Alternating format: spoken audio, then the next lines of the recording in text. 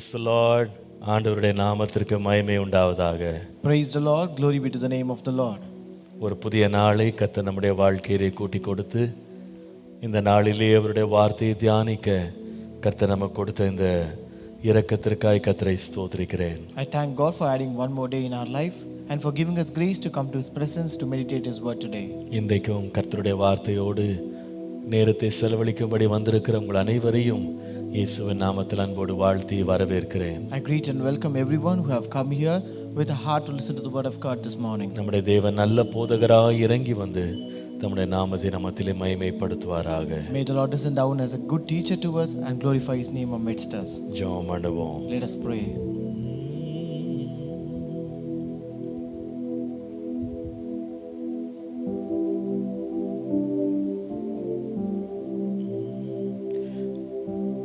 நிந்தனைகள் போராட்டம் வந்தும் நீதியின் தேவன் தாங்கினாரே.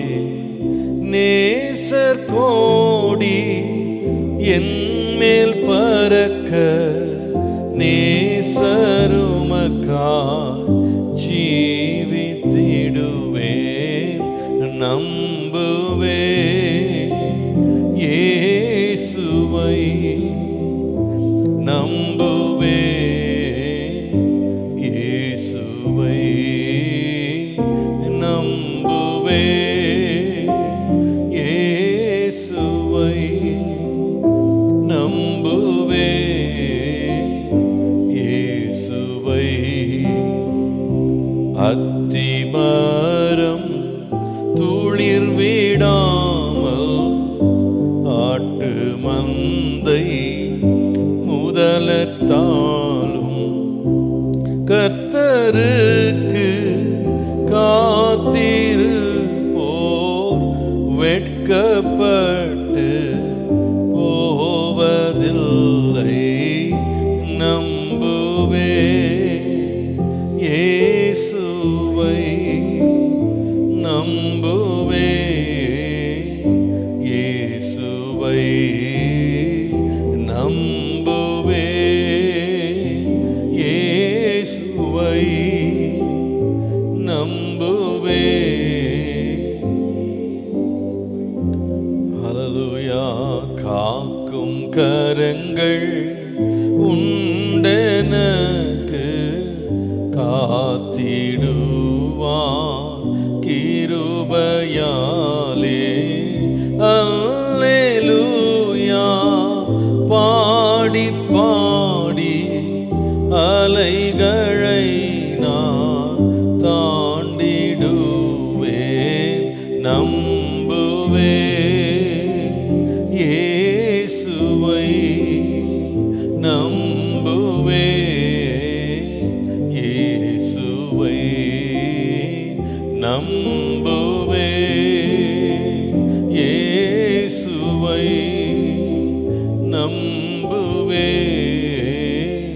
இயேசுவை.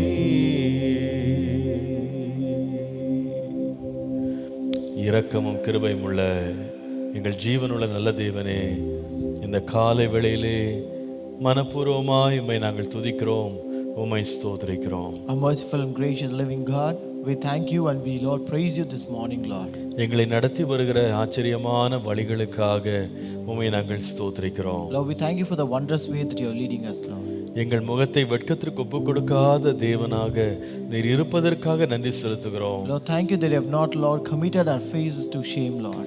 எங்கள் தீமையையும் நன்மையாக நீர் மாற்றுகிறதற்காய் நன்றி அப்பா. Lord, thank you for changing all our evil into good, Lord. உமக்கு காத்திருக்கிறவர்களுக்கு நீர் ஆயத்தம் பண்ணின நன்மைகள் எவ்வளவு பெரிதா இருக்கிறது ஆண்டவரே. Lord, how great are the goodness, Lord, that you have prepared for those who wait upon you, Lord. இந்த காலை வேளையிலே நன்றி உள்ள உள்ளத்தோடு உம்முடைய பிரசன்னத்துக்கு வருகிறோம். This morning we come to your presence with a grateful heart. எங்களுக்காக ஆயத்தம் பண்ணி இருக்கிற உம்முடைய ஆவிக்குரிய மன்னாவை எங்களுக்கு நீர் பகிர்ந்து தாரும். May the Lord share and feed the spiritual manna that you have prepared for us today. நாங்கள் கேட்டு திருப்தி அடைய கிருபை தாரும். Give us grace to hear and, Lord, be satisfied with that. கேட்கிறவர்களாய் மாத்திரமல்ல அதன்படி செய்கிறவர்களாய் இருக்க கிருபை தாரும். Lord, give us grace that let us not only be hearers but doers of the word, Lord. உம்முடைய வல்ல நாமம் மகிமைப்படட்டும். Glorify your great name. இயேசுவின் நாமத்தில் பிதாவே. In Jesus' name we pray. ஆமென்.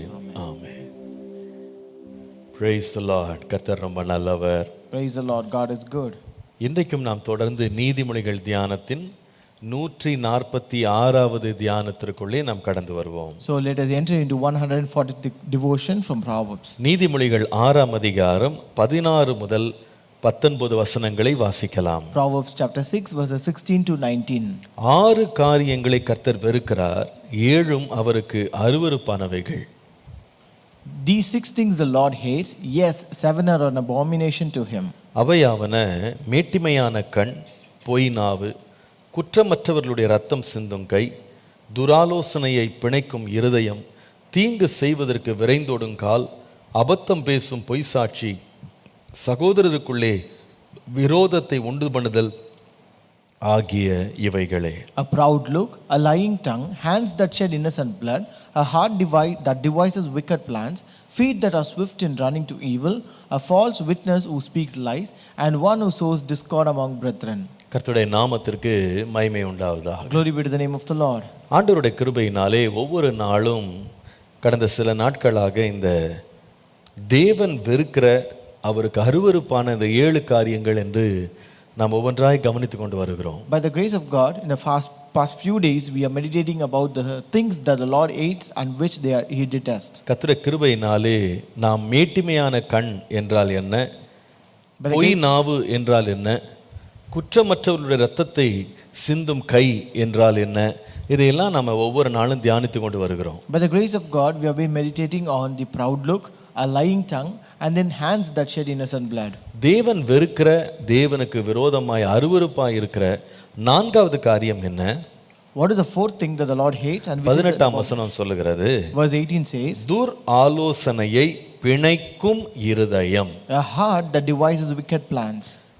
துர் ஆலோசனையை பிணைக்கிற அல்லது உருவாக்குகிற இருதயம். A heart that devises or schemes wicked plans. கர்த்தருடைய நாமத்திற்கு மகிமை உண்டாவதாக. Glory be to the name of the Lord. தேவன் மனிதனுக்கு கொடுத்த பெரிய வித்தியாசமான உன்னதமான நன்மை விசேஷம் என்னவென்றால் அவனுக்கு கொடுத்திருக்கிற இருதயம். The greatest goodness, the special and the different goodness which the Lord has given us is his heart. நான் நினைக்கிறேன் இது ரொம்ப வித்தியாசமானது. This is totally different. நம்முடைய இருதயத்துல தேவன் நினைக்கும் நினைவுகளை தேவன் நமக்குள்ள வைத்திருக்கிறார். The Lord has kept the thoughts that we think present in our heart. அதாவது மிருகங்களுக்கும் மனிதனுக்கும் பெரிய வித்தியாசத்துல இது ஒன்று. So this is one of the great difference between man and the animals. மிருகங்கள் எல்லாமே திங்க் பண்றது இல்ல. It is all just based on instinct. அதற்குள்ள ஒரு உணர்வு, அந்த உணர்வை வைத்து அது வாழுது. Animals, they don't think, they just live based on instinct. அது ஒரு உந்துதல் சொல்லலாம். இன்ஸ்டிங்க்ட், அது உந்துதல். It is an instinct. அதற்கு ஒரு குறிப்பிட்ட எல்லை, ஒரு வரம்பை மீறி அதனால் சிந்திக்க முடியாது. It cannot think beyond a boundary.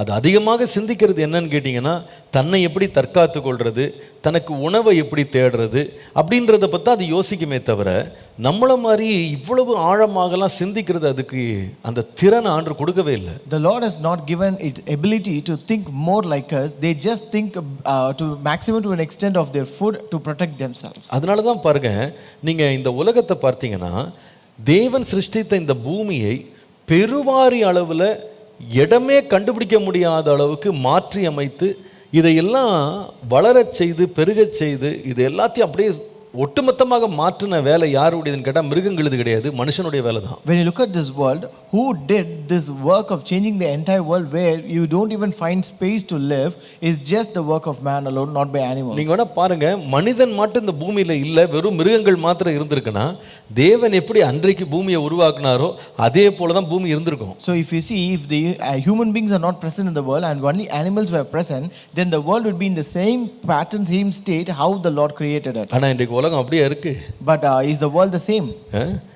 எத்தையோ மாற்றி நதிகளை மாற்றிடுறான், நிலத்தை மாற்றிடுறான், காடுகளை மாற்றிடுறான், மலைகளை மாற்றுறான், எல்லாத்தையும் மாற்றி மாற்றி மனிதனுக்கு ஏற்றவாறு அவனுடைய இஷ்டத்திற்கு அவன் எல்லாவற்றையும் மாற்றி அமைக்கக்கூடிய அவ்வளோ பெரிய சிந்தனை திறன் மனிதனுக்கு தான் இருக்கு. But today man changes lakes, land, also everything, your forest, but only man has the ability to change everything. மிருகங்கள் இயற்கைக்கு ஏற்றவாறு தன்னை மாத்திக்கிடும், மனுஷன் தனக்கேற்ற மாதிரி இயற்கையை மாத்திக்கிடும். So animals change and adapt themselves according to the environment, whereas human beings are not so. The environment changes and adapts according to the human being. he changes the environment according to his pleasure. வாழவே முடியாத இடத்துல போய் வாழ்ந்துட்டு வந்துருவான். So he will live in the place where you cannot live. செய்யவே முடியாத செஞ்சிருவான். He will do what you cannot do. இல்லாததை அது கொண்டு வந்துருவான். So he will bring what is not there. கொஞ்சம் யோசித்து பாருங்க, இந்த கடந்த 200 ஆண்டுகள்ல மனிதன் தன்னுடைய சிந்தனை திறனினால இந்த உலகத்தை எப்படி தலைகளா மாற்றி இருக்கிறான்றது பிரமிக்கத்தக்கதா இருக்கிறது. Just see the world, how the man changed the world based upon his thinking ability in the past 200 years. இத்தனை 1000 ஆண்டுகளாக அவன் செய்ததெல்லாம் பார்த்தீங்கன்னா அங்கும் இங்கும் கட்டின கட்டடங்கள், அதோட சிதிலங்கள்லாம் நம்ம இன்னைக்கு கூட பார்த்துட்டு இருக்கிறோம். அது எல்லாத்தையும் கட்டி கட்டி தன்னுடைய பிரம்மாண்டத்தை வெளிப்படுத்தினான். So for past many thousands of years he has been building many buildings here and there, and we can also find the ruins of those buildings which shows his greatness. உலகம் முழுதும் தேடி பாருங்க, ஒரு மிருகமாயிலும் ஒரு கட்டடம் கட்டுச்சா ஏதாவது ஒன்று வச்சுட்டு போயிருக்கா அப்படின்னு கேட்டால் ஒன்றும் கிடையாது. If you search around the world and see is there any building that is being constructed by animals, you cannot find anything. உலக அதிசயங்கள்னு சொல்றது எல்லாமே செய்தது மனுஷன் தான். எந்த மிருகமும் ஒரு உலக அதிசயத்தை பட்டியலையும் அது தான் செய்த சாதனைகளை கொண்டு வந்தது கிடையாது. So when you look at the wonders of the world, it is man who have done those wonders. You cannot add anything made by animals under the list. இந்த 200 வருஷத்துல அல்லது ஒரு 300 வருஷத்துல மிகப்பெரிய மாற்றங்களை கொண்டு வந்திருக்கான். So in the last 200 or 300 years he has brought a great massive changes. பாருங்க, இரவு நேரங்கள்ல ஒரு 200 வருஷத்துக்கு முன்னால பூமியை பார்த்திருந்தா இருளோன்னு தான் இருந்திருக்கும். ஆனா இன்றைக்கு பூமி அப்படி இல்லை, எங்க பார்த்தாலும் விளக்கா இருக்கு. So 200 years ago, if you look at this world in the night times, it would be dark. But today you don't find darkness, it is always light everywhere. அந்த எலக்ட்ரிக் பல்ப் இதெல்லாம் கண்டுபிடித்து இரவை பகலாக மாற்றி வச்சிருக்கான். So they have invented these electric bulbs and changed night into day. இங்கே உட்காந்து பாருங்களேன், நீங்கள் இந்த டெக்னாலஜினுடைய டெவலப்மெண்ட் என்னன்னா, நான் இங்கே ஒரு சின்ன ஆலயத்தில் உட்காந்து பேசிகிட்டு இருக்கேன், உலகம் முழுசாக இருந்து நீங்கள் பார்த்துட்டு இருக்கீங்க. So look at the development of this technology. I just sit in a church here and speak, but you watch me from all over the world. என்னுடைய வாழ்நாளில் நான் ஒரு 13-16 நாட்டுக்கு நான் போயிருக்கேன். So in my lifetime I have just traveled to 14 to 15 countries. ஆனால் இன்றைக்கு என்னுடைய வசனத்தை கேட்குறவங்க நிறைய பேருடைய நாட்டுக்கு ஒரு நாளுக்குள்ளே நான் கால் வச்சதில்லை. ஆனால் நீங்கள் அங்கேருந்து சொல்கிறீங்க, பாஸ்டர் நான் அங்கேருந்து பார்க்குறேன், நான் நியூசிலாண்ட்லேருந்து பார்க்குறேன், சுவிட்சர்லாண்ட்லேருந்து பார்க்குறேன், நான் ஃப்ரான்ஸ்லேருந்து பார்க்குறேன். உங்கள் நாட்டுக்கு நான் ஒரு நாள் வந்ததே கிடையாது. But many of you say that you listen from France, you listen from Malaysia, you listen from many other countries, which countries I have never visited even. ஏன் இது நடக்குது? Why does this happen? மனிதனுடைய இருதயங்களில் தோன்றுகிற எண்ணங்கள் அவ்வளவு பயங்கரமாக, எங்கேயோ கிடக்கிற ஒரு மனுஷனை நேரடியாக பார்க்கறது போல பல நாடுகள்லேருந்து, பல வீடுகள்லேருந்து, பல இடங்கள்லேருந்து நீங்கள் பார்க்க முடியுது. So because of the thinking ability of a man, which makes us to see a man from any part of the world, from any houses, from any places in this world. சில நாடுகளில் உள்ள மக்கள் என்கிட்ட சொல்கிறீங்க, pastor நான் வேலைக்கு போயிட்டு இருக்கும்போது அல்லது வீட்டுக்கு திரும்பி வரும்போது கார்லேயே போட்டுட்டு கேட்டுட்டு தான் வருவேன் அப்படின்னு சொல்கிறீங்க. So some of you also say me, Pastor, when I go to my work or return back from my work, I just play it on my car and listen to this.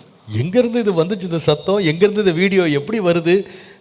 கண்ணுக்கு தெரியாத காற்றலைகள் மூலமாக மனிதனால எப்படியெல்லாம் reach பண்ண முடியுது பாருங்க. So these waves, which is not even visible to our eyes, but man can reach many part of this world through these waves. கர்த்தருடைய நாமத்திற்கு மகிமை உண்டாவதாக. Glory be to the name of the Lord. இவ்வளவு சிந்தனை திறனும் இருதயம் இவ்வளவு தூர எண்ணங்களை கொண்டு வர்ற திறனை கர்த்தர் மனுஷனுக்குள்ள விசேஷமா உண்டாக்குனார். So the Lord has created this special heart which brings this ability to think in man. ஆனால் நீதிமொழிகள் 4ஆம் அதிகாரம் 20ஆம் வசனத்தை வாசிக்கும் பொழுது, But if you read Proverbs 4 and verse 20, அங்கே சொல்லுகிறாரு, 21ஆம் வசனம் பாருங்க, verse 21, எல்லா காவலோடும் உன் இருதயத்தை நீ என்ன செய்யணும்? காத்துக்கொள். Keep your heart with all diligence. எல்லா காவலோடும் காத்துக்கோ. You keep your heart with all diligence. என்னதான் அந்த இருதயம் அவ்வளவு சிறப்பானதா வெளியே வந்தாலும், சிறப்பான எண்ணங்களை கொண்டு வந்தால் அது பாதுகாக்கப்பட வேண்டிய ஒரு காரியம். No matter how special the heart might be or its thoughts might be, but you have to keep and safeguard it. ஏன் இந்த இருதயத்தை மாத்திர காத்துக்கொள்னு போட்டிருக்கு? Why he says you have to keep your heart? அந்த இருதயம் செய்கிற ஒரு வேலையும் இருக்கு, நம்ம பார்க்கறது இல்லாத ஒரு வேலையும் அது செய்யுது. So there is a work that is done by this heart which we don't see. நம்ம அதிகமாக கவனிக்கிறது இல்லை அதை. We don't notice it. மனிதனுடைய பெரிய பெரிய கண்டுபிடிப்புகள்ல தான் நம்ம கண்ணு போகுது. So the eyes are focused only upon the great inventions of men. பெரிய பெரிய ஆலோசனைகள், பெரிய பெரிய திட்டமிடல்கள்லாம் செய்கிற இருதயத்தை நம்ம மேன்மை பாராட்டுறோம். So we also boast about the great plannings, great things that our heart does. ஆனால் அதே இருதயம் தான் நீதிமொழிகள் 6:18 துர் ஆலோசனையை பிணைக்கும் இருதயம்னு போட்டிருக்கு. But the same heart which says in Proverbs 6:18, a heart that devises wicked plans. அதனால தான் இருதயத்தை ரொம்ப ரொம்ப காவலோட காத்துக்கொள்ளணும். Therefore we have to keep a heart with all diligence. ஏன்னா இருதயம் வந்து எப்படிப்பட்டதுன்னா ஒரு பெரிய அணுகுண்டு மாதிரி. Because our heart is like a nuclear weapon. உள்ள வந்து அந்த நியூக்ளியர் எனர்ஜி இருக்கு பாருங்க. ஒரு பக்கம் அது பல ஆயிரம் வீடுகளுக்கு அது மின்சாரத்தை உற்பத்தி செய்யற திறன் அதுக்கு இருக்கு. So this nuclear power plants or energy that has the power to supply electricity to many thousands of houses. ஆனா அதே அந்த அணு சக்தி இருக்கு பாருங்க, அது வந்து வெடிகுண்டா மாறிச்சு பல ஆயிரம் வீடுகளை சாம்பலாக்கிட்டு போயிடும். But if that nuclear power becomes a bomb, then that can destroy many houses.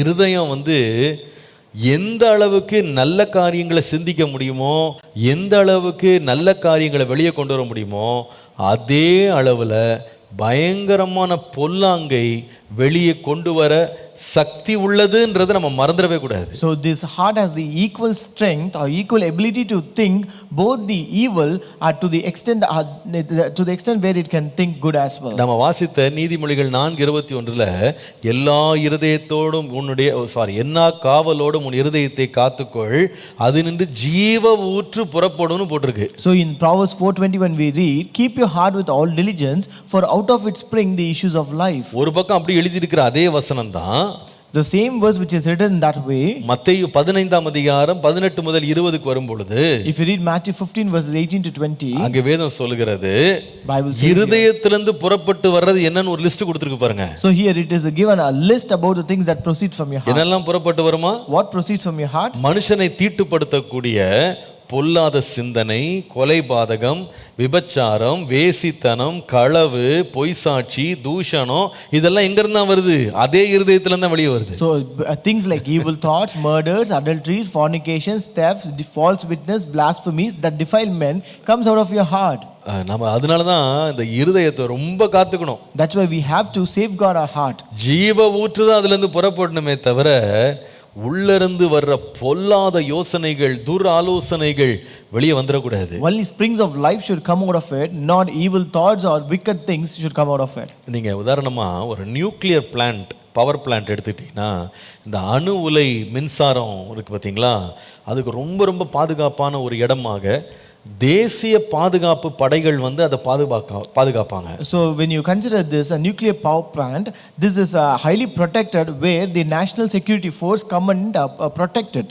ரெண்டு விதமான ஆபத்துகள் அதுல வருமா வராதான்னு எப்பவுமே கண்காணித்து அதை வந்து ரொம்ப ஆராய்ச்சி பண்ணுவாங்க. So there are two kinds of dangers that may come out of it, therefore they always keep on researching it and take care of it. ஒன்று வந்து இயற்கையிலேயே கவனிக்கப்படாததுனால நாட்கள் செல்ல செல்ல வரக்கூடிய கசிவுகள் வந்துடாம இருக்க அவங்க கண்காணிச்சிட்டே இருப்பாங்க. So number one is that they will be monitoring for the leakages that may come in the environment which is not even visible.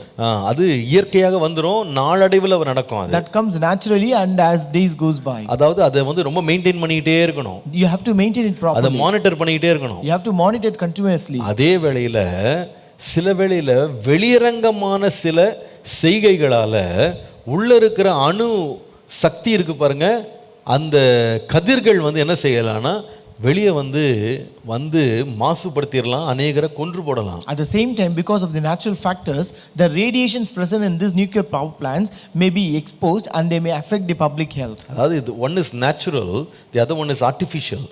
மனிதனால தூண்டப்பட்டது, இயற்கையினால தூண்டப்பட்டது. So one is natural, the other one is artificial, which is triggered by men. அதாவது மனுஷன் வந்து அதுல ஒரு குண்டை போட்டு அந்த அணு உலையை வந்து உடைச்சிட்டான்னு சொன்னா அது அநேகரை வந்து அழிவுக்குள்ள கொண்டு போயிடும். So if a man drop a bomb on it and destroy it, then that will affect many people. இப்போ சமீபத்தில் பார்த்தீங்கன்னா அந்த ஃபுகுஷிமா நியூக்ளியர் ரியாக்டர்னு சொல்லி ஜப்பானில் இருந்த அந்த ரியாக்டர் பார்த்தீங்கன்னா அது இந்த சுனாமி அலைகளில் அடித்து அது வந்து வெடித்து போய் எத்தனையோ பேர் மரித்து போனாங்க. So recently in Japan we heard about a nuclear reactor which was burst because of this tsunami. எத்தனையோ வருஷமா அந்த ரியாக்டர்ல இருந்து அந்த அணு உலையிலிருந்து மின்சாரம் வந்துட்டு தான் இருந்துச்சு. So electric supply was coming from this reactor for many years. எத்தனையோ நன்மைகளை அதனால ஜனங்க அனுபவிச்சாங்க. People also enjoyed many benefits out of it. ஆனா அதே இது பராமரிப்பு தவறினதுனால, கண்காணிப்பு தவறினதுனால, அது ஒரு அழுத்தத்துக்குள்ள வந்ததுனால வெடித்து போய் அநேகர் அதனாலேயே மரிச்சு போயிட்டாங்க. But just because it was not properly monitored and maintained, just because it came under a pressure, it burst out and many people died. இன்றைக்கு வரைக்கும் அதனுடைய பாதிப்புகளை நிறுத்த முடியலன்னு சொல்றாங்க. So they say you cannot stop the after effects of it until now. கர்த்தருடைய நாமத்திற்கு மகிமை உண்டாவதாக. Glory be to the name of the Lord. இருதயத்தை ரொம்ப பாதுகாக்க வேண்டியிருக்கு. We have to take care of our heart very carefully. அதை monitor பண்ணிட்டே இருக்கணும். You have to continuously monitor it. நீதிமொழிகள் 23:7 சொல்லுகிறது. Proverbs 23:7 says, ஒரு மனிதனுடைய இருதயத்தின் நினைவு எப்படியோ அவன் அப்படியே இருக்கிறான். For as he thinks in his heart, so is he. அதனால ரொம்ப ரொம்ப எச்சரிப்பா இருதயத்தை காத்துக்கொள்ளணும். So we have to take care of our heart with all diligence. நம்முடைய பேச்சு இருதயத்தின் வழியில தான் இருக்கும். So the words that we speak will be based on our heart. நம்முடைய செயல்கள் இருதயத்தின் நிலையின்படி தான் இருக்கும். The kind of actions we do is based on how our heart is. நம்முடைய எண்ணங்கள் நம்முடைய இருதயத்தின் நிலையின்படி தான் இருக்கணும். The thoughts that we think is based upon our heart. அதுல ரொம்ப எச்சரிப்பா இருக்க வேண்டியது பொல்லாத ஆலோசனைகளை அல்லது துர் ஆலோசனைகளை இருதயம் பிணைத்து விடாதபடி, அதை வந்து உருவாக்கி விடாதபடி இருதயத்தின் மேல எப்பவுமே ஒரு மானிட்டர் நமக்கு இருந்துட்டே இருக்கணும். And in that we should be very careful about our heart that it may not devise or plan or scheme any wicked plans. கர்த்தருடைய நாமத்திற்கு மகிமை உண்டாகட்டும். Glory be to the name of the Lord. இதை குறித்து கர்த்தரை தியானிக்க வைத்த பொழுது, when the Lord made me to meditate on this, இந்த துர் ஆலோசனைகள், மோசமான தவறான பொல்லாத ஆலோசனைகளை இருதயத்திலிருந்து எழுப்பி விடாதபடி 3 பகுதிகளை நம்ம ரொம்ப எச்சரிப்பா இருக்கணும். So we should be very careful in 3 areas of our life that these wicked plans or wicked thoughts may not rise out of our heart. முதலாவது என்ன? What is the first? சகரியாவின் புஸ்தகம் 7ஆம் அதிகாரம் 9-10 வசனங்களை பாருங்கள். Zechariah chapter 7 verses 9 and 10.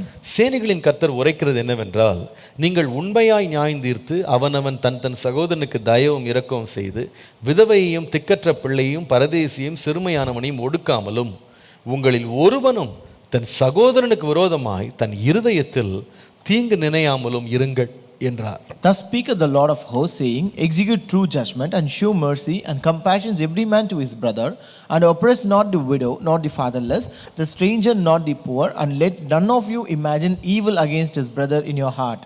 உங்களில் ஒருவனும் தன் சகோதரனுக்கு விரோதமாக தன் இருதயத்தில் தீங்கு நினையாம இருங்க. Let none of you imagine evil against his brother in your heart. முதலாவது நான் சொல்லுவேன், இருதயத்தில் தீங்கை அல்லது பொல்லாப்பை பிணைக்காம இருக்க வேண்டிய முதல் இடம் என்னன்னு கேட்டீங்கன்னா, நம்முடைய சொந்த குடும்பத்துக்கு விரோதமாக. Number 1, do not let your heart devise wicked plans against your own family. சொந்த குடும்பத்துக்கு விரோதமாக, against your own family. இப்படி செய்ய முடியுமா என்றால் நிச்சயமாய் செய்ய முடியும் என்பதை வேதம் பல முறை நமக்கு எச்சரித்து சொல்லுகிறது. If you ask is it possible, the Bible shows and warns us many times that it is possible. காயினுடைய வாழ்க்கையை பாருங்க. Look at the life of Cain. தன்னுடைய சொந்த சகோதரனுக்கு விரோதமாக தீங்கை பிணைத்தான். So he devised a wicked plan against his own brother. யோசேப்பின் சகோதரர்களை பாருங்க. Look at the brothers of Joseph. தங்கள் சொந்த சகோதரனுக்கு விரோதமாக தீங்கை பிணைத்து அவர்களை கொன்றுவிட வேண்டும் என்று சொல்லி அவங்க திட்டம் போடுறாங்க. They devised a wicked plan against his own brother and they planned to murder him.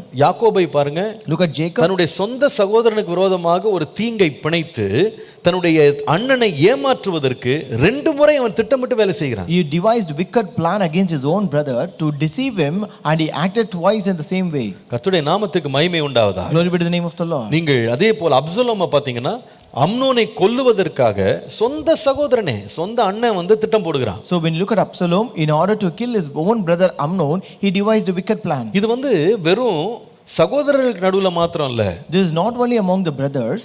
வீட்டுக்குள்ள குடும்பத்திற்குள்ள பெற்றோர் பிள்ளைகள், பிள்ளைகள் பெற்றோர் என்ற நிலையில கூட இந்த மாதிரி ஒருத்தருக்கு ஒருத்தர் விரோதமா, குடும்பத்து அங்கத்தினருக்கு விரோதமாகவே தீங்கு பிணைக்கப்படுகிறத நீங்க பார்க்கலாம். But even among the families, you can see that the evil and wicked plans are devised between parents and children and parents. எத்தனையோ சம்பவங்களை நீங்க படிக்கலாம். You can read many incidents. Absalom எவ்வளவு நயமாக அவன் வேலை செய்து, தந்திரமா வேலை செய்து, சொந்த தகப்பனையே வந்து அரண்மனை விட்டு விரட்டிட்டான். உங்களுக்கு தெரியும். You know very well that Absalom very cunningly and smartly devised a plan and chased his own father out of the palace. அப்பா சம்பாதித்த ஜனங்களை வந்து இவன் வழியில உட்கார்ந்து கட்டி பிடிச்சு முத்தம் கொடுத்து எப்படியாவது அப்பாட்ட திருப்பி ராஜ்யபாரத்தை தாம் மேற்கொள்ளணும்னு சொந்த அப்பாவுக்கு விரோதமா எதிர்த்து வந்து சத்ரு கிடையாது, கோலியாத்துல இவரே சொந்த பையன் எழும்பி ராஜ்யபாரத்தை தாம் பக்கம் திருப்ப திட்டம் போடுகிறார். So it is not as Goliath or some other enemy who did this, but his own son Absalom who devised a plan against his own father, and he hugged people and he tried to soothe people and turn them towards him and take the kingdom.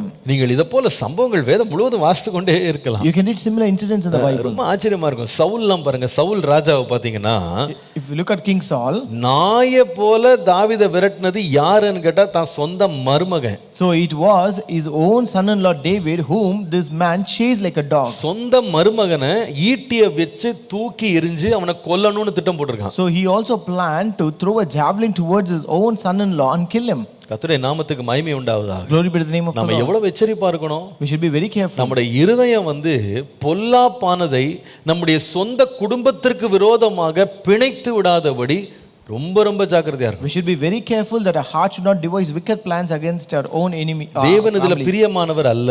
But our God is not pleased in this. என்ன கோபம், என்ன எரிச்சல் வந்தாலும் சொந்த குடும்பத்துக்கு விரோதமாக பொல்லாதவைகளை நாமே பிணைச்சு பேசி நாம திட்டமிட்டு அவர்களை வந்து அழிக்கணும், அவர்களை நிர்மூலமாக்கணும்னு நினைக்கிறது வந்து தேவனுக்கு பிரியமான ஒரு எண்ணமே கிடையாது. No matter whatever problems it might be, but it is not pleasing for God to devise wicked plans against your own family to destroy and annihilate them.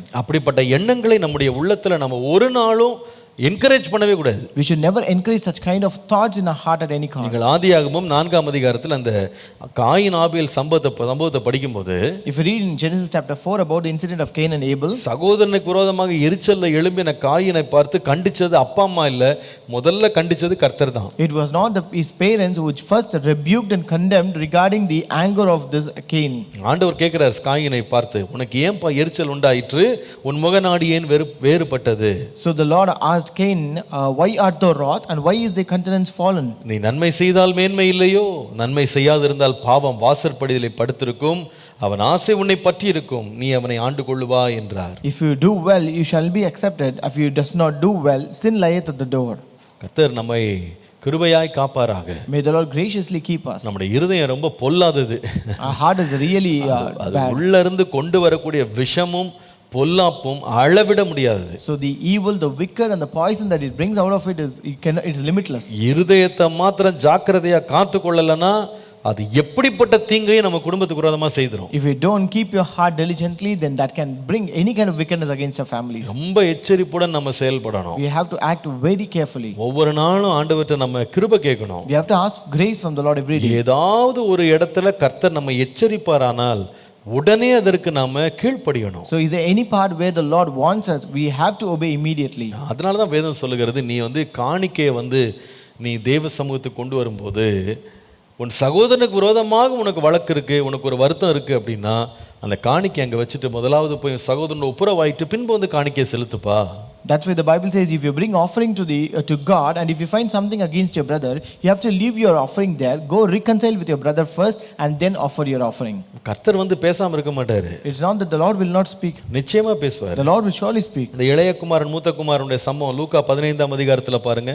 So you know the incident of younger son and the elder son in Luke chapter 15. அண்ணன் எரிச்சலோட வந்து வெளியே நிக்கும்போது, when the elder one was angry and was standing outside the house, அந்த கோபத்தை வந்து கோப வேளையில வந்து பேசினது வந்து வேற யாரும் இல்ல, சொந்த அப்பா தான். it was none except his father who came in his time of anger. உள்ள வாப்பா.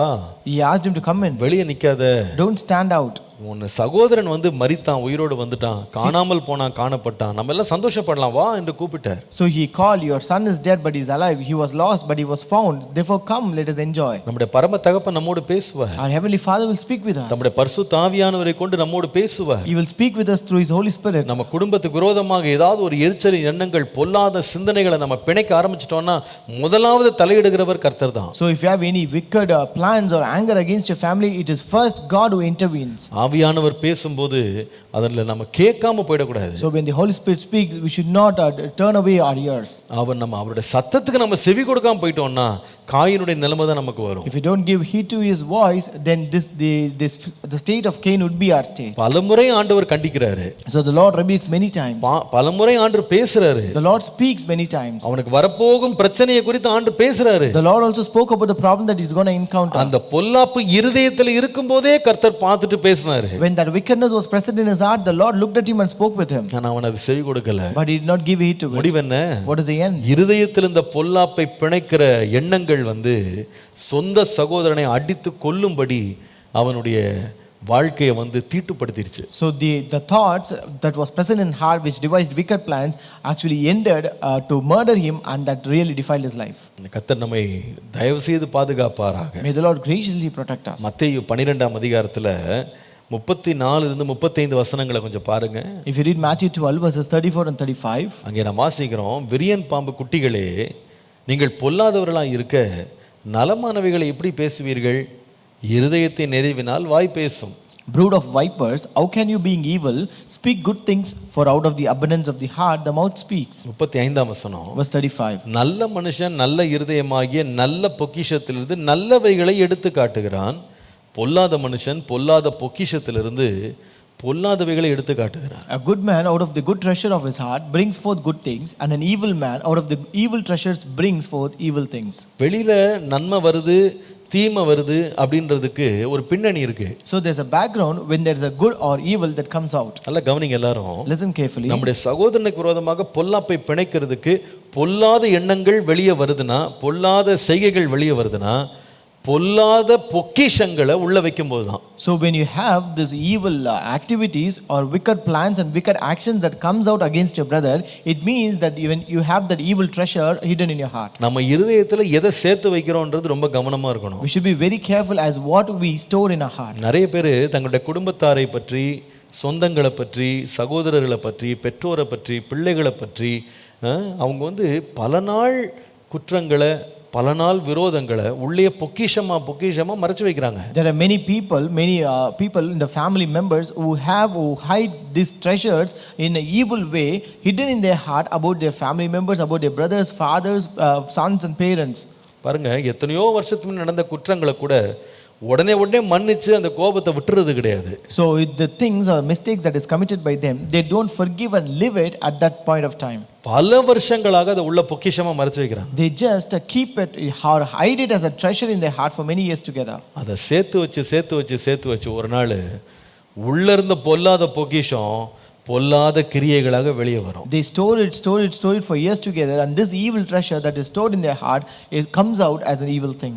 நம்ம இருதயம் வந்து பொல்லாதவைகளை பொக்கிஷமா வைக்க கூடாது, நல்லவைகளை பொக்கிஷமா வைக்கணும். Our heart should not store evil things as a treasure, but it should store good things as a treasure. நம்முடைய குடும்பத்தில் எத்தனையோ நல்ல காரியங்கள், நினைவு கூறக்கூடிய, ஞாபகம் வைக்கக்கூடிய, மகிழக்கூடிய எத்தனையோ நன்மையான காரியங்கள் இருக்கு. There are many good things that are present in our family which you can have good memories which you can store as good treasures in your heart. அத மாத்திரம் சேர்த்து வைங்க. You just store only those in your heart. அத மாத்திரம் சேர்த்து வைங்க. You store only those things. பொல்லாதவைகளை மாத்திரம் பொக்கிஷமா கொண்டு உள்ள வச்சிங்க, ஒரு நாள் அது வெளியே வரும். If you store evil things as a treasure in your heart, one day it will come out. அது உங்களையும் கெடுத்து போடும், மற்றவர்களையும் கெடுத்து போடும். That will destroy and defile you and also the others. அந்த பொல்லாத பொக்கிஷங்கள் ஒரு நாள் துர் ஆலோசனையை பிணைக்கும் இருதயமாக நம்முடைய இருதயத்தை மாற்றிடும். Those evil treasures in your heart will make your heart to devise wicked plans. இரண்டாவது நான் சொல்லுவேன், Number 2, இந்த பொல்லாத ஆலோசனைகளை, துன்மார்க்கமான ஆலோசனைகளை இருதயம் பிணைக்காம இருக்கிறதுக்கு நம்ம ரெண்டாவது பகுதியில் எச்சரிப்பா இருக்கணும். அது யாருன்னு கேட்டா, நம்முடைய குடும்பத்தாரோடு மாத்திரமல்ல, நம்முடைய சத்துருக்களை பற்றிய காரியங்களை குறித்து நம்ம இருதயத்துல வந்து பொல்லாத எண்ணங்கள் பிணைக்கப்படாமல் இருக்க எச்சரிப்பா இருக்கணும். Number 2, do not let your heart devise wicked plans against your foes. நம்முடைய சத்துருக்களுக்கு விரோதமாக பொல்லாதவைகளை பிணைக்கக்கூடாது. Do not let your heart devise wicked plans against your foes. நீதிமொழிகள் 26ஆம் அதிகாரம் 17 18 வசனங்களை பாருங்க. Proverbs 23 verses 17 and 18. உன் இருதயத்தில் அல்லது உன் மனதை பாவிகள் மேல் பொறாமை கொள்ள விடாதே. நீ நாளோறும் கர்த்தரை பற்றும் பயத்தோடு இரு. நிச்சயமாகவே முடிவு உண்டு. உன் நம்பிக்கை வீண் போகாது. Let not thine heart envy sinners, but be thou in the fear of the Lord all the day long. For surely there is an end, and thine expectation shall not be cut off. ரொம்ப அழகா இருக்கு. It is very beautiful. உன் மனதை பாவிகளின் மேல் பொறாமை கொள்ள விடாதே. Let not your heart envy sinners. இருதயத்துல பாவிகளை குறித்து, துரோகிகளை குறித்து, சத்துருக்களை குறித்து நம்முடைய மனம் பொறாமையான எண்ணங்களை உள்ளே அடக்கி கொள்ள, சேர்த்து கொள்ள இடம் கொடுக்காதப்பா. It says, do not let your heart give room to have things evil about the sinners or about their foes or enemies. சங்கீதம் 13:2 வாசிப்பீர்களானால், Psalm 13:2 says, என் இருதயத்தில் சஞ்சலத்தை நித்தம் வைத்து எதுவரைக்கும் என் ஆத்துமாவிலே ஆலோசனை பண்ணி கொண்டிருப்பேன். How long shall I take counsel in my soul, having sorrow in my heart daily? எதுவரைக்கும் என் சத்துரு என் மேல் தன்னை உயர்த்துவான்? How long shall mine enemy be exalted over me? சில வேளையில இந்த சத்துருக்களை பற்றி நமக்கு இருக்கிற எண்ணங்கள், நம்ம விரோதிக்கிறவங்க, நம்மளை பற்றி பொய்யா பழி சொல்றவங்க, நம்மளை நிந்திக்கிறவங்க, அவமானப்படுத்துறவங்கள துன்பப்படுத்துறவங்க இருக்காங்க பாருங்க. இந்த கூட்டமும் ஒரு பக்கம் நம்ம பக்கம் வந்துட்டே தான் இருக்கும். So sometimes we will also have a crowd who are against us. They are our enemies, our foes, people who reproach us, people who persecute, and people who try to afflict us. வாழ்க்கையில உடைய வேடிக்கையே இதுதான். This is the funny part of the life. அதாவது தீமை செஞ்சு சிலர் நமக்கு நம்ம தெரியாமலோ தெரிஞ்சோ தீமை செய்து சிலர் நமக்கு சத்துருக்களா மாறுவாங்க. So knowingly or unknowingly we do some evil and some people become our enemies. புரியுதுங்களா? அதே வேளையில நீங்க ரொம்ப நன்மை செஞ்சா கூட அதுக்காகவே சத்துருக்கள் எழும்பிடுவாங்க. At the same time, if you do more good, there are enemies against you. இதுதான் வாழ்க்கையினுடைய வேடிக்கை இது. This is the funny part of our life. அதாவது தீமை செஞ்சு தீமை செய்து நமக்கு விரோதிகள் வந்துட்டா கூட புரிஞ்சுக்கலாம். ஆனா நன்மை செஞ்சு விரோதிகள் வர்றது கொஞ்சம் புரியவே முடியாது. If you have enemies when you do evil, that you can understand easily, but when you have enemies because of doing good, you cannot understand it. ஏன் இவங்க நம்மள விரோதிக்கிறாங்கன்னே தெரியாது. We don't know why they are against us. சில வேளையில பாத்தீங்கன்னா நாம இன்னும் கொஞ்சம் நல்லா வளர்ந்துட்டு போறோம், நம்ம ஆசீர்வதிக்கப்படுறோம், நம்ம நல்லா இருக்கிறோன்றதே நிறைய பேருக்கு பிரச்சனை ஆயிடும். Sometimes when we grow up, when we are blessed a bit, that is a great problem to others. அதாவது நம்ம வளர்றதுனால ஒருவன் பாதிக்கப்படுறான்னா அதனால விரோதம் வருதுனா கூட புரிஞ்சுக்கலாம். See, if a person is affected because of a growth, then if he becomes enemy because of that, then we can understand that. ஆனா சில வேளையில ஒருவன் வளருவதனால இன்னொருவனுக்கு எந்த பாதிப்பும் வரப்போறது கிடையாது, அவனுக்கு எந்த குறையும் வரப்போறது கிடையாது. ஆனாலும் என்ன செய்வான்னா நம்ம வளர்ச்சியை கண்டு அவன் விரோதிப்பான். There are sometimes when another person is not affected by the growth of one person, but still they are against that person. ஆனா எவ்வளவு காலம் இருதயத்துல நித்தம் நீ சஞ்சலத்தை வைக்க போறப்பா? So how long you will have this sorrow in your heart daily? எவ்வளவு நாள் உன் ஆத்துமாவுல இந்த ஆலோசனையை பண்ணிக்கிட்டே இருப்ப?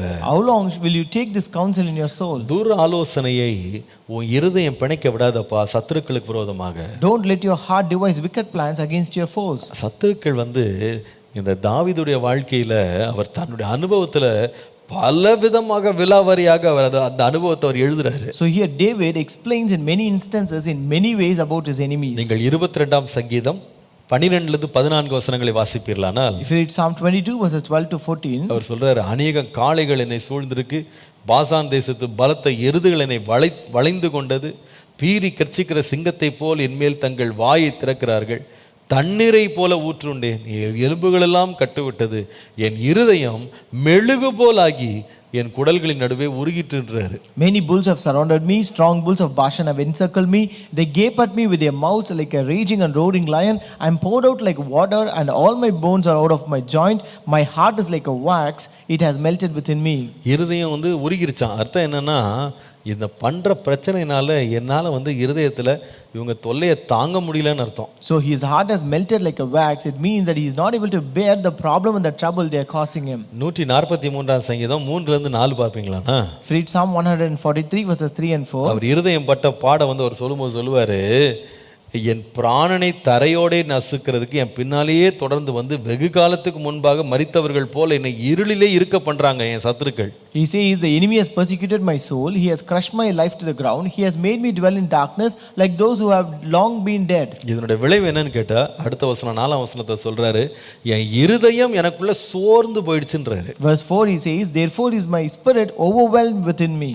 55ஆம் சங்கீதம் 3-4 வசனங்களை பாருங்களேன். If you see Psalm 55 verses 3 and 4, அங்கே அவர் சொல்லுகிறாரு, அவர்கள் என் மேல பழி சாட்டுறாங்க, குரோதம் கொண்டு என்னை பகைக்கிறாங்க. so they because of the voice of the enemy, because of the oppression of the wicked, for they bring down trouble upon me, and in wrath they hate me. இதோட விளைவு என்ன? What is the outcome? என் இருதயம் எனக்குள்ளே வியாகுலப்படுது. My heart is severely pained within me. 69ஆம் சங்கீதம் 20ஆம் வசனம் பாருங்க. Psalm 69:20. அவர் சொல்றாரு, நிந்தை என் இருதயத்தை பிளந்துருச்சு, நான் மிகவும் வேதனைப்படுகிறேன். Reproach has broken my heart and I am full of heaviness. இதெல்லாம் என்னன்னு கேட்டா சத்துருக்கள் பண்ண தொல்லை, அவனுக்கு கொடுத்த உபத்திரவம், அவனுக்கு செய்த நிந்தை, இதெல்லாம் பார்த்து சொல்றாரு, இருதயமே உருகிருச்சுங்க, தாங்க முடியல என்னால. So looking at this trouble, this persecution, the reproach which his enemies caused him, he says, my heart is totally melted like a N wax. இருதயம் எனக்குள்ள சோர்ந்து போயிடுச்சு. My heart is now heavy. என் இருதயம் எனக்குள்ள வியாகுலப்படுது, ரொம்ப துக்கம் படுது. My heart is worrying and very sorrow within me. இருதயமே பிளந்துருச்சுங்க நிந்தையினாலன்னு சொல்றாரு. He says, my heart is broken into two. பொதுவாக இந்த மாதிரி எல்லா பக்கம் அழுத்தப்படும் போது இருதயம் என்ன பண்ணுன்னா, எவ்வளோ நாள் நீ இவனுங்களை போக சகிச்சுட்டு உட்காந்துருப்ப, இவனுக்கு ஏதாவது ஒரு முடிவு கட்டார், ஏதாவது ஒன்று யோசி அப்படின்னு தான் மனசில் எழும்பும். So generally when you are pressed like this from all sides, generally your heart will think, how long will you stay calm? You just have to think something wicked plan against them. எவ்வளோ காலம் தான் நீனும் பொறுத்து போவ? How long will you tolerate this? சும்மா அவன் சொல்லிக்கிட்டே இருக்கான், நீ பாட்டுக்கு அமைதியாக இருக்க. He is saying something and you are very calm now. அவன் கொட்டிக்கிட்டே இருக்கான், நீ தலையை குனிஞ்சிக்கிட்டு இருக்க. He is buffeting you and you are always bowing down. ஒன்றும் செய்ய முடியாதா? Can't you do anything? ஏதாவது ஒன்று செய். You do something. ஏதாவது ஒன்று பேசு. You speak something. பதிலுக்கு பதில் ஏதாவது செஞ்சுட்டு வா. You do something for evil against them. ஒட்டு கையாலாகாதவன் போல இருக்கியே. So you are like an unworthy fellow. Helpless person மாதிரி இருக்க. என்ன இப்படி பண்ற? You are like a useless fellow. Why? ஏதாவது ஒன்று செய் அப்படின்னு உள்ள இருந்து தூண்டுதல் வரும். So you will be triggered from inside to do something. தாவீதுக்கு வராத சோதனையா? So is there any temptation which David has not encountered? தன்னுடைய சத்ருவை கர்த்தர் கையிலே கொடுத்தாரு. The Lord delivered his own enemy in his hands. 2 முறை சவுல் ராஜாவை ஒரே குத்துல குத்தக்கூடிய ஒரு சந்தர்ப்பம் 2 முறை காட்டுல பலமுறை அவன் வீட்டில் வந்தது. So he got two chances in the woods and many chances at his home to kill this Saul in one hit. ஆனால் தாவீது அந்த இருதயத்தை பொல்லாப்பை பிணைக்கிறதுக்கு அவன் இடம் கொடுக்கவே இல்லை. But David never let his heart devise wicked plans. அதுலயும் பாருங்க, பிரச்சனை எங்க வரும்னா, சரி நாம கூட மன்னிச்சிடலான்ட்டு சரி விட்டுருவோம். இந்த கூட இருக்கவன் பாருங்க, அவன் சும்மா விட மாட்டான், நம்மளை எதையா தூண்டிட்டு இருப்பான். That too, many times we will actually live it forgiving them, but people who are with us, they will never leave us, they will trigger us. தாவீது சவுலை விட்டுட்டான். சரி போட்டும் போ, கர்த்தர் அபிஷேகம் பண்ணவர், நம்ம கையினால அவன் சாக வேணான்னு விட்டுட்டான். So David actually left Saul because he is an anointed one. Let me not place my hand upon him. ஆனா கூட அந்த அபிஷேகம் இருக்காம பாருங்க, என்ன நீங்க சும்மா இருக்கிறீங்க, நீங்க பண்ண முடியல விடுங்க, நான் பண்றேன். But this Abishai was with him. See, if you can't do it, I will do it. Why are you so calm? 2 முறை இல்ல, ஒரே குத்துல அவனை காலி பண்றேன். So not 2 strike, at 1 strike I will finish him. இதை விட ஒரு சிறந்த ஒரு வாய்ப்பு உங்களுக்கு கிடைக்காது. You will never get a best chance than this. அவனை காலி பண்ணிடலாம். We can finish him. எவ்வளவு நாள் நீங்க தான் ஓடிக்கிட்டே இருப்பீங்க? How long will you run after him? பிரச்சனையை ஒரே நாள்ல முடிச்சிருவோம். Let us finish this problem in one day. எல்லாம் கைகூடி வந்திருக்குது. So everything is favorable now. நம்ம ஏதாவது ஒரு தீங்கு செய்யலாம். Let us do some wickedness. சில வேளை இது ரொம்ப சோதனை ஆயிடும். Sometimes this becomes a great temptation. நான் பண்ணல பாஸ்டர், என் ஃப்ரெண்டு தான் பண்ணிட்டாரு. Pastor, I did not do it, my friend did it. நான் பண்ணல பாஸ்டர், எனக்கு தெரிஞ்ச ஒருத்தர் சும்மா கண்ணு காட்டி விட்டேன், அவ்வளவுதான் முடிச்சிட்டாரு. Pastor, I did not do it, I just winked at my one of my friend and he did it. சத்துருக்கள் எழும்பும் போது பொல்லாதவைகளை செய்யும்படி இருதயம் பல ஆலோசனைகளை பிணைக்கும். Your heart will devise many wicked plans when your enemy is rise against you. ஆனா எல்லா காவலோடும் உன் இருதயத்தை காத்துக்கொள். But you have to keep your heart with all diligence. கர்த்தர் நம்மோடு பேசுகிறார். May the Lord speak with us. இந்த நேரத்தில் தாவீது எப்படி தான் இருதயத்தை காத்துக்கொண்டா? So how did this David keep his heart at this time? இவ்வளவு பேர் இவ்வளவு பிரச்சனை கொடுக்கும்போது எப்படி அவன் வந்து பொல்லாதவைகளை பிணைப்பதற்காக இருதயத்துக்கு இடம் கொடுக்காம இருந்தான்? When so many people gave him so many problems, how he kept his heart that he did not devise wicked plans. ரெண்டு வசனங்களையாவது பார்க்கலாம். I will show two verses. 73ஆம் சங்கீதம் 26ஆம் வசனம் பாருங்க. Psalm 73 verse 26. 73:26. 73:26. என் மாமிசமும் என் இருதயமும் மாண்டு போகிறது, தேவன் என்றென்றைக்கும் என் இருதயத்தின் கன்மலையும் என் பங்குமாய் இருக்கிறார். My flesh and my heart faileth, but God is the strength of my heart and my portion forever. என் இருதயம் வந்து இதுக்கு மேலே தாங்கிக்கிறதுக்கு பலன் இல்லை. See, my heart has no strength to bear beyond this. இங்கிலீஷில் வந்து அந்த வார்த்தை வந்து மை ஹார்ட் ஃபெயில்ஸ்ன்னு போட்டிருக்கு. எனக்கு இருதயமே கைவிட்டு போகுது, செயலிழந்து போகுதுன்றாரு. அந்த அளவுக்கு வந்து அவர் இருதயம் வந்து பலவீனப்படும் போது அவர் சொல்கிறாரு, கர்த்தர் தான் என் இருதயத்தின் பலனாக இருக்கிறார். He says when his heart failed and it is not functioning, he says God is the strength of my heart. அதாவது வேதம் கற்பிக்கிறபடி எனக்கு பொல்லாங்கு பிணைக்காமலாம் இருக்க முடியாது. என் மாம்சம் சொல்லுது பிணைச்சிருன்னு. ஆனால் பிணைக்காம என் இருதயத்தை காத்துக்கிறதுக்கு ஒன்றே ஒன்று என்னன்னா, கர்த்தரை நான் பலனாக வச்சிருக்கிறேன். See, I cannot devise plans. As the Bible says, I cannot stay away from devising plans. But at this point of time, I have my God as my strength of my heart. என் இருதயத்தின் பலனாக கர்த்தரை வைத்திருக்கிறேன். I have kept God as the strength of my heart. 61ஆம் சங்கீதம் 2ஆம் வசனம் பாருங்க. Psalm 61 verse 2. அவர் சொல்லுகிறாரு, என் இருதயம் தோயும் போது பூமியின் கடையாந்தரத்திலிருந்து உம்மை நோக்கி கூப்பிடுவேன். From the end of the earth will I cry unto thee when my heart is overwhelmed. எனக்கு எட்டாத உயரமான கன்மலையில் என்னை கொண்டு போய்விடும். Lead me to the rock that is higher than I. கர்த்தருடைய நாமத்திற்கு மகிமை உண்டாவது. Glory be to the name of the Lord. இருதயம் பொல்லாத எண்ணங்களை சத்துருக்களுக்கு விரோதமாக பிணைப்பதற்கு தூண்டப்படும் போது நான் என்ன செய்வேன்? What I will do when my heart is triggered to devise wicked plans against my enemies, நான் கர்த்தரை நோக்கி கூப்பிடுவேன். I will cry unto the Lord. கர்த்தாவே, என் இருதயத்துக்கு பலனாயிரும். Lord, you be the strength of my heart. எனக்கு எட்டாத உயரமான கன்மலையில என்னை கொண்டு போய் விட்டுருங்க ஆண்டவரே. Lord, lead me to the rock that is higher than me. கர்த்தருடைய நாமத்துக்கு மகிமை உண்டாவது. Glory be to the name of the Lord. கடைசியாக மூன்றாவது, யாருக்கு விரோதமாக அல்லது எப்பொழுது இருதயத்தில் வந்து நம்ம பொல்லாதவைகளை பிணைக்கக்கூடாது. So what is the third area or when we should not devise wicked plans in our heart? முதலாவது நான் சொன்னேன், நம்முடைய சொந்த குடும்பத்துக்கு விரோதமாக இருதயத்தில் பொல்லாப்பை பிணைச்சிடக்கூடாது. Number one, do not let your heart devise wicked plans against your own family. ரெண்டாவது, நம்முடைய சத்துருக்களுக்கு விரோதமாக இருதயத்தில் பொல்லாப்பை பிணைச்சிடக்கூடாது. Number two, do not let your heart devise wicked plans against your foes. மூன்றாவது, 62ஆம் சங்கீதம் 10ஆம் வசனம். Number three, Psalm 62 verse 10. 62:10. Psalm 62:10. கொடுமையை நம்பாதிருங்கள், கொள்ளையினால் பெருமை பாராட்டாதிருங்கள், ஐஸ்வர்யம் விருத்தியானால் இருதயத்தை அதன் மேல் வைக்காதிருங்கள். Trust not in oppression and become not vain in robbery. If riches increase, set not your heart upon them.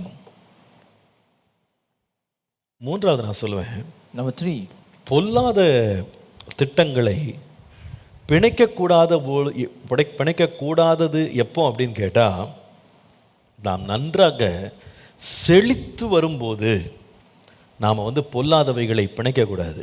do not let your heart devise wicked plans when you are flourishing.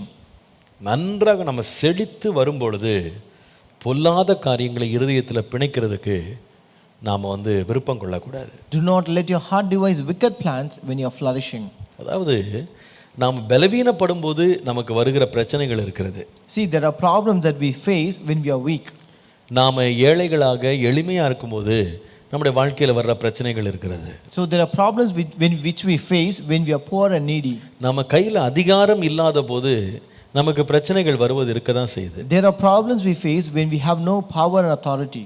ஆனால் அதிகாரமும் வல்லமையும் சத்துவமும் ஞானமும் பணபலமும் படைபலமும் எல்லாம் நம்ம கையில் இருக்கும்போது, but when you have all the wisdom, all the strength, all the power, might, power of your money, power of all army and men, இருதயம் எதற்கு சோதிக்கப்படும்னா, இவ்வளவு அதிகாரத்தை வச்சுக்கிட்டு ஏன் நீ சும்மா இருக்க?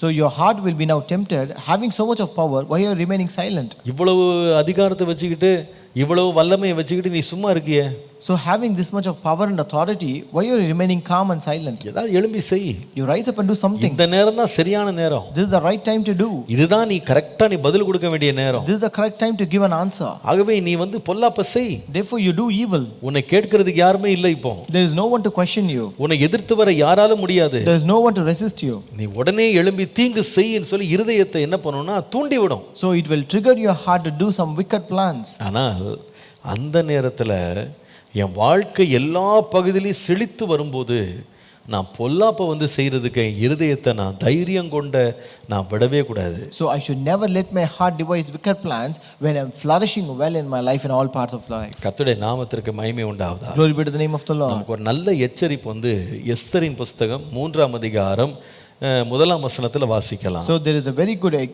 caution that is present in Esther chapter 3 and வேதம் verse 1. சொல்லுகிறது, ராஜாவாகிய அகாஸ்வேரு அமத்தாவின் குமாரனாகிய ஆமான் என்னும் ஆகியனை மேன்மைப்படுத்தி தன்னிடத்தில் இருக்கிற சகல பிரபுக்களுக்கும் மேலாக அவனுடைய ஆசனத்தை உயர்த்தி வைத்தான் என்று பார்க்கிறோம். We read, after these things did King Ahasuerus promote Haman the son of Hammedatha the Agagite and advanced him and set his seat above all the princes that were with him. இதுல விளைவு என்ன? What is the outcome? 5ஆம் வசனம் பாருங்க. Verse 5. ஆமான் மோர்தகாய் தன்னை வணங்கி நமஸ்கரியாததை கண்டது போது மூர்க்கம் நிறைந்தவன் ஆனான். And when Haman saw that Mordecai bowed not nor did him reverence, then was Haman full of wrath. 6ஆம் வசனம். Verse 6. ஆனாலும் மொர்தகாயின் மேல் மாத்திரம் கை போடுவது அவனுக்கு அற்ப காரியமாய் கண்டது. And he thought scorn to lay hands on Mordecai alone. மொர்தகாயின் ஜனங்கள் இன்னார் என்று ஆமானுக்கு அறிவிக்கப்பட்டிருந்தபடியால் அகாஸ்வேருவின் ராஜ்யமெங்கும் இருக்கிற மொர்தகாயின் ஜனமாகிய யூதரை எல்லாம் சங்கரிக்க வகை தேடினான்னு போட்டிருக்கு. For they had showed him the people of Mordecai, wherefore Haman sought to destroy all the Jews that were throughout the whole kingdom of Ahasuerus, even the people of Mordecai. ஒருத்தர் ரெண்டு பேர் இல்ல. It's not one or two people. அத்தனை யூதர்களையும் கொன்று போட இவன் வகை தேடுறானா. So he sought to destroy all the Jews. இதற்கு காரணம் என்ன தெரியுமா? You know what is the reason for this? வணக்கம் சொல்லாதெல்லாம் கிடையாது. It's not because he did not bow before him. அது ஒரு பக்கம் இருந்துட்டு போட்டோம். இதே வணக்கம் சொல்லாதது அதிகாரம் இல்லாம இருக்கும்போது வணக்கம் சொல்லாம போயிருந்தா இவர் ஒன்றும் செஞ்சிருக்க மாட்டார், ஒன்றும் யோசிக்க போறதும் கிடையாது. So if the same condition happened when he did not have that power, he would have not done anything against him. சரி, இன்னொருத்தன் வணக்கம் சொல்லாம போயிடான்னு இவர் பாட்டு போயிடுவாரு. So he will just live it because a person has not bowed before him. இப்ப பிரச்சனை என்னன்னா, But the problem is, ராஜாவே இவனை மேன்மைப்படுத்தி now the king has exalted him. சகல பிரபுக்களுக்கு மேலாக இவருடைய ஆசனத்தை அவர் உயர்த்தி இருக்கிறார். Now king has exalted his seat above all the princes. உயர்த்தன உடனே இப்ப இருதயம் சொல்லுது, இவ்வளவு அதிகாரம் இவ்வளவு வல்லமை வச்சுக்கிட்டு சும்மா முகத்தை திருப்பிட்டு போறியா? So now his heart says, having so much of power and authority, you just turn away and go. உங்ககிட்ட எவ்வளவு அதிகாரம் இருக்கிறத கொஞ்சம் வெளிப்படுத்தி காட்டு. You show how much power you have. நீ யாருன்னு கொஞ்சம் காமி. You show who you are. உன் அதிகாரம் எவ்வளவுன்னு வெளிப்படுத்து. Just reveal what is your power. அவனை அழிச்சு சர்வ சங்காரம் பண்ணு. You destroy him completely. ஒரு ஆளெல்லாம் அழிச்சினா உனக்கு அது தகுதியா இருக்காது. See, if you just kill one person, that will not be eligible for you. மொத்த வம்சத்தையும் காலி பண்றதுக்கு திட்டம் போடு. So you plan to destroy the entire generation. கடைசில பாத்தீங்கன்னா அவன் செய்த வேலை ராஜாவுக்கே தெரியாம ராஜாவின் முத்திரை எடுத்து போட்டு அத்தனை யூதர்களை கொல்றதுக்கு இவன் சட்டத்தை ஏற்றான். See, he he issued a decree and a law to kill the entire Jews using the seal of his kingdom, which this king was not aware of it. தனக்கு இருதயத்தில் இருந்த விரோதத்துக்கு மோர்தகாய்க்காக பெரிய ஒரு தூக்கு மரத்தை தன் வீட்டு பக்கத்திலே செய்து வச்சிருந்தான். And he also made a gallows for this Mordecai because of the hatred that he had in his heart. என்ன பயங்கரம் இது. See how terrible it is. கடைசில பாருங்க, இருதயம் இவ்வளவு பொல்லாப்ப பிணைச்சதுனால அவனுக்கு நன்மை வந்ததா?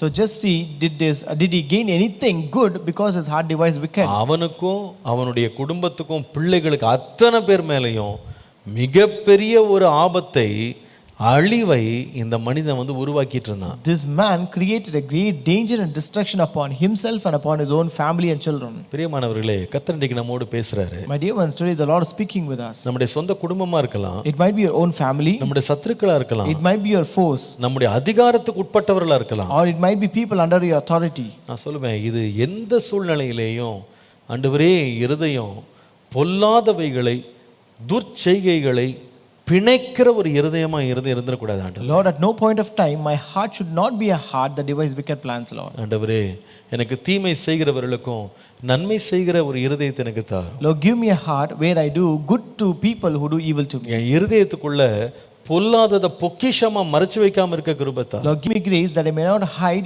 evil as a treasure in my heart, Lord. நான் திரும்ப பழிக்கு பழி செய்யறது ரொம்ப சுலபமா இருக்கலாம். Lord, it might be easy for me to take a vengeance, Lord. எனக்கு வாய்ப்புகள் கூடி வரலாம். I may have chances to do it. நியாயம் என் பக்கத்துல இருக்கலாம். Wisdom might be on my side. சில வேளையில மக்களே என்னை தூண்டி விடலாம். Sometimes people may trigger me. வேண்டாம் ஆண்டவரே, But don't know, Lord. என் இருதயத்தை எல்லா காவலோடும் காத்துக்கொள்ள எனக்கு கிருபை தார். Lord, give me grace to keep my heart with all diligence. பிரியமானவர்களே, My dear ones, நம்முடைய வேதம் நமக்கு சொல்லுகிறது, our Bible teaches us, சூரியன் அஸ்தமிக்கிறதுக்கு முன்பாக உன் எரிச்சலை தனிய விட்டுருப்பா. you quench your anger before the sun sets. எப்பவுமே பாருங்க, இந்த கோபம் வந்து இருதயத்துல குடிகொண்டு அது பொக்கிஷமாகி அது வளர்ந்த பிறகுதான் அது தீமையை வெளியே கொண்டு வரும். So generally this anger, when it dwells in your heart, after it becomes a treasure in your heart, after it grows up, only then it will bring evil against you. ஆவியானவர் அந்த இடத்துல நிச்சயமா பேசுவாரு. But Holy Spirit will surely speak with you. ஏன்பா இன்னைக்கு படுக்க போகும்போது ஒரு பெட்டியோட உள்ள போற? So when you go to sleep, why are you going with a box? என்ன பொக்கிஷத்தை எடுத்துட்டு படுக்க போன? What is the treasure that you are taking? எதை யோசிச்சுட்டே படுக்க போற? What are you thinking about when you sleep? தூக்கி குப்பையில போட்டு படுக்கவா? You just throw it out and come and sleep. அந்த குப்பையெல்லாம் க்ளீன் பண்ணிட்டு படுக்க போ. You clean all the trash and come and sleep.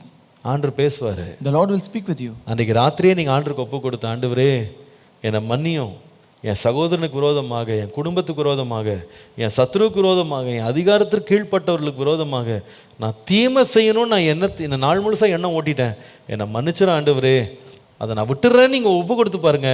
அடுத்த நாள் நீங்கள் ஒரு ஃப்ரெஷ் டே, ஒரு புதிய நாளை ஆரம்பிச்சு உங்கள் வாழ்க்கையை நீங்கள் சுமூகமாக நடத்திட்டு போயிட்டே இருப்பீங்க. That night you commit to the Lord saying, Lord, I got this wicked plan or wicked thought about my family members, about my brothers, about my foes, or about the people under my authority. You just commit that to God, leave it and see. The next day you will start as a new day. ஆனால் ஆவியானவர் பேசின பிறகும் நீங்கள் இருதயத்தில் அந்த வருத்தத்தையும் கோபத்தையும் எரிச்சலையும் உள்ள பொக்கிஷமாக மறைச்சு வச்சுக்கிட்டு நீங்கள் அடுத்த நாளுக்குள்ள அந்த பொக்கிஷத்தை தூக்கிட்டு போனீங்க.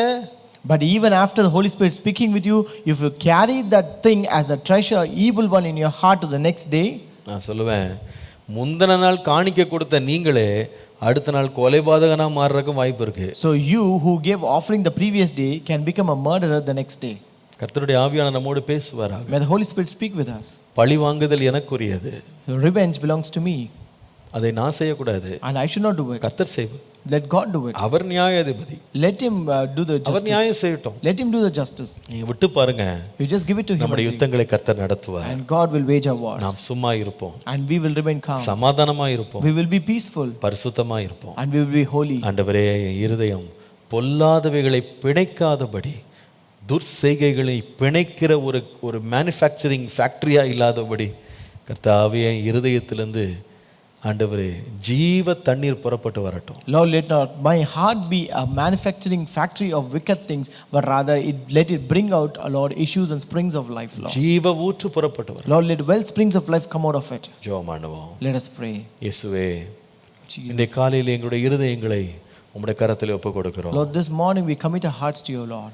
ஒரு பக்கம் எங்களுடைய இருதயம் எத்தனையோ ஜீவ ஊற்றுகளை பிறப்பிக்க ஒரு இருப்பிடமாக நீர் வைத்திருந்தாலும், Lord, on one side, when you have kept our heart as a place that can bring well springs of life, இன்னொரு புறம் சகலவிதமான பொல்லாப்புகளையும் வெளியே கொண்டு வருகிற ஒரு பயங்கரமான ஆபத்து நிறைந்த ஒரு இடமாகவும் எங்கள் இருதயம் மாற முடியும் என்று கற்றுக்கொண்டோம். Lord, at the same time, Lord, we have learned that a heart can also become a place that can devise and bring out wicked things out of it. ஆவியானவர் எங்களை எச்சரித்து பேசி இருக்கிறீர். Lord, Holy Spirit has warned us and cautioned us. எங்களுக்கு ஆலோசனை தந்திருக்கிறீர். Lord, you have counseled us, Lord. எங்கள் குடும்பத்திற்கு விரோதமாக, against our families, எங்களுடைய சத்துருக்களுக்கு விரோதமாக, against our foes, எங்களுடைய அதிகாரத்திற்கு உட்பட்டவர்களுக்கு விரோதமாக, against people under our authority. ஆண்டவரே, எங்களுடைய இருதயத்தில் துர் ஆலோசனைகளை பிணைக்காதபடி எங்களை தயவு செய்து காத்துக்கொள்ளும். Lord, keep us that we may not devise wicked plans in our heart, Lord. எங்கள் வாழ்க்கையை பரிசுத்தமாய் காத்துக்கொள்ளும். Lord, keep our life holy, Lord. இயேசுவே, எங்களை சுற்றிலும் வேலி அடையும். Lord, fence around us, Lord. பிசாசுக்கு இடங்கொடாமல் இருக்க கிருபை தாரும். Give us grace that we will not give room to Satan, Lord. எங்கள் கோபத்தை எரிச்சலை விட்டுவிட கிருபை தாரும். Give us grace to give up all our anger and wrath, Lord. கோபம் கொண்டாலும் பாவம் செய்யாமல் இருக்க கிருபை தாரும். Give us grace that we may not sin even if we are angry, Lord. ஆண்டவரே, எங்கள் எரிச்சல் சூரியன் அஸ்தமிக்கிறதுக்கு முன்பாக தணிவதற்கு எங்களுக்கு தயவு செய்து உணர்வை தார். Lord, give us a realization that we may quench our anger before the sunset, Lord. உம்முடைய நாமத்தை எங்கள் வாழ்க்கையிலே மகிமைப்படுத்தும். Glorify your name in our life. இயேசுவின் நாமத்தில் பிதாவே. In Jesus' name we pray. Amen. Amen. Praise the Lord. கர்த்தர் உங்களை எல்லாரையும் ஆசீர்வதிப்பார், உங்களோடு இருப்பார். Praise the Lord. May God bless you. May God be with you. Amen.